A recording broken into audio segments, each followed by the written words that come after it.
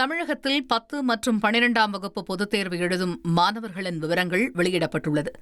தேர்வுத்துறை வெளியிட்டுள்ள தரவுகளின்படி 12ஆம் வகுப்பு பொதுத் தேர்வினை 7,99,692 பள்ளி மாணவர்களும் 27,783 தனித் தேர்வர்களும் எழுதுகின்றனர். மொத்தம் 3,412 மையங்களில் தேர்வு நடைபெறவுள்ளது. இதேபோல் 10ஆம் வகுப்பு பொதுத் தேர்வை 8,82,806 பள்ளி மாணவர்கள் எழுதுகின்றனர். 4,219 மையங்களில் தேர்வு நடைபெறவுள்ளது.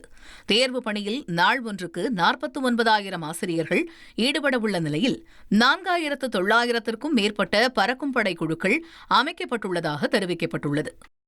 1,26,00,000 மனங்களை வென்ற தந்தி டிவி யூடியூப் சேனல். தவிர்க்க முடியாத தம்ப்நெயில்ஸ், கலக்கலான கான்டென்ட்ஸ்.